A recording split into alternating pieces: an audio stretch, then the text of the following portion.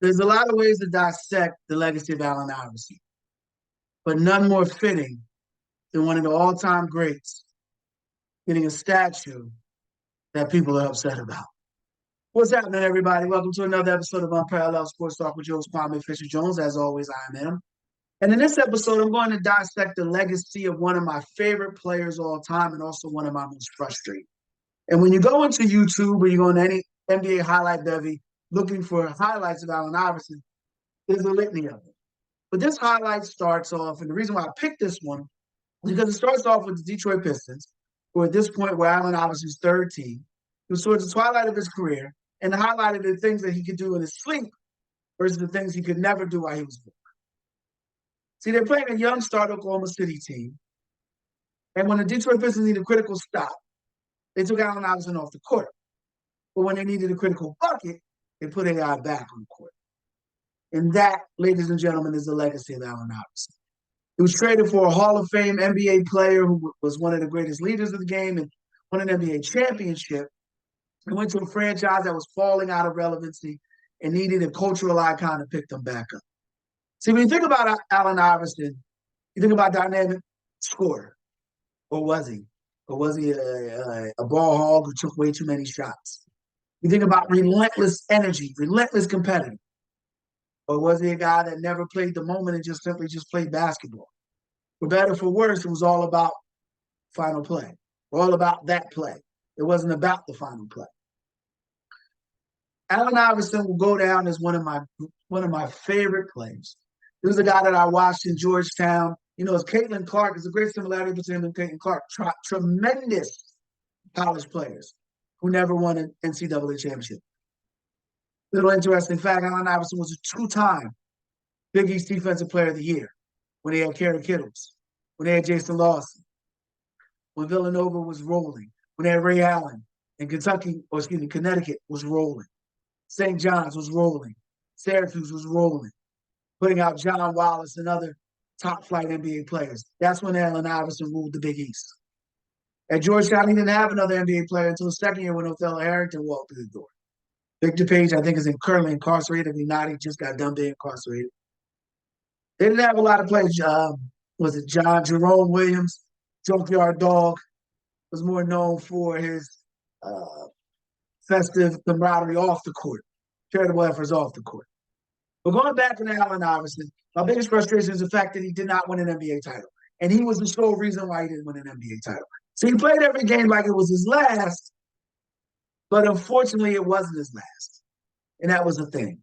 And then lottery or the number one pick chosen over a two-time MVP, back-to-back MVP Steve Nash, Allen Iverson should have back-to-back NBA MVPs.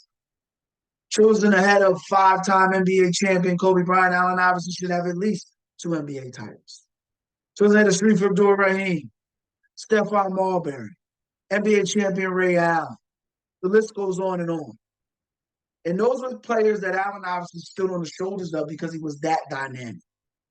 But the difference came about when he fused. The issue with Allen Iverson isn't the fact that he didn't win a title. It's the reason that he was the reason he didn't win a title. As much as I love him enough to say he left some meat on the bone, Chuck. See, it wasn't always about playing every game like it was your last because it wasn't your last. It wasn't about you getting your points because it was more about getting your teammates' points. Famous rant, practice, practice, practice. But if you dig down deep into that practice rant and pull the layers back, he said something that broke my heart. How am I supposed to make my teammates better by practicing? And that is when I knew my favorite player was never going to be a champion. That's when I knew the 5 straight games of 40-plus points told me more about his career. The 5 straight games of 40-plus points as a rookie didn't tell me as much about his career as all 5 of those games being losses did. See, he could never have played with a Kevin Garnett.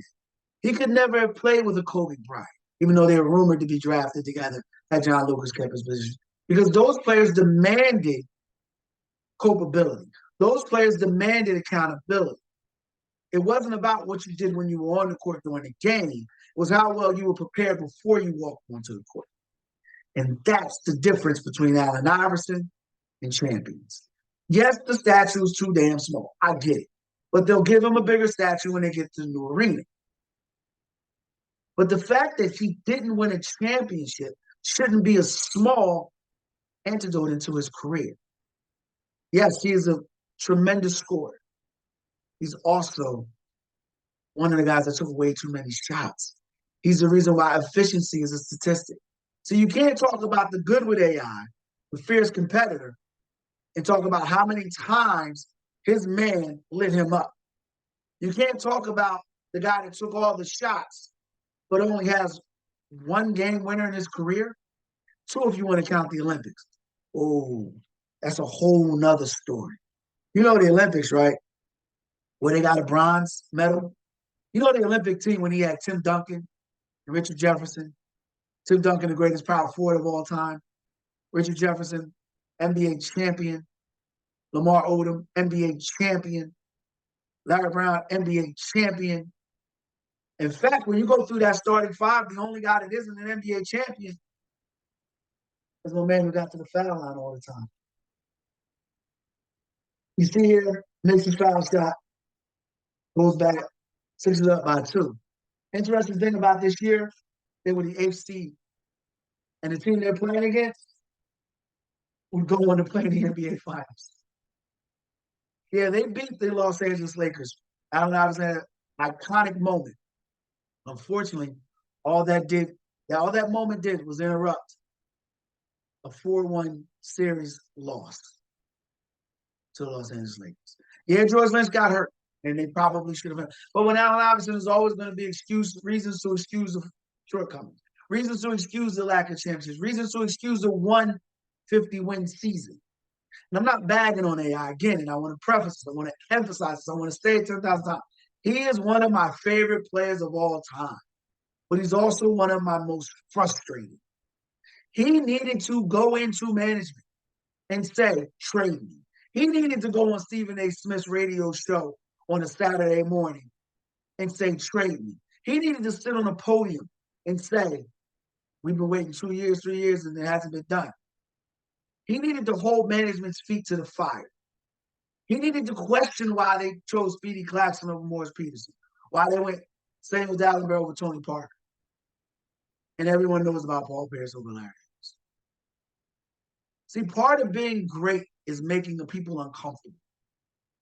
Yeah, you know the dude he played with here, Chris Webber, who talks about his time with the 76ers in not a fond manner. In fact, he talks about how much he drank when he was in Philadelphia. AI was part of those teams. And also on that court is a man named Andre Iguodala. You know him, NBA Finals MVP, future Hall of Famer, the engine that drove the Golden State Warriors dynasty, along with Steph Curry, Draymond Green, Klay Thompson. Yes, I know. But they didn't go to the NBA Finals till Andre Iguodala walked through that door. Look, Allen Iverson is one of the greatest players of all time.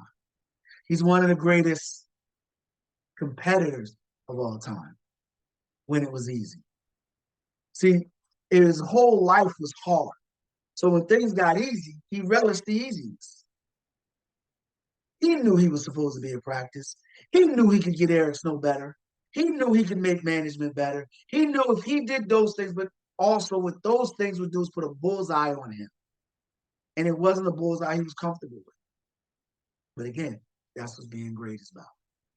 Relishing those moments. So I repeat, yes, the statue is too damn small. He'll get a bigger statue, but hopefully people remember Allen Iverson's career in totality. A guy is the reason why NBA charts efficiency, a reason why foul shots, foul attempts are something teams look at now.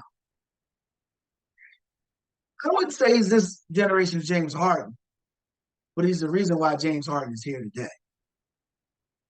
He made scoring fashionable, but not in a way Michael Jordan did.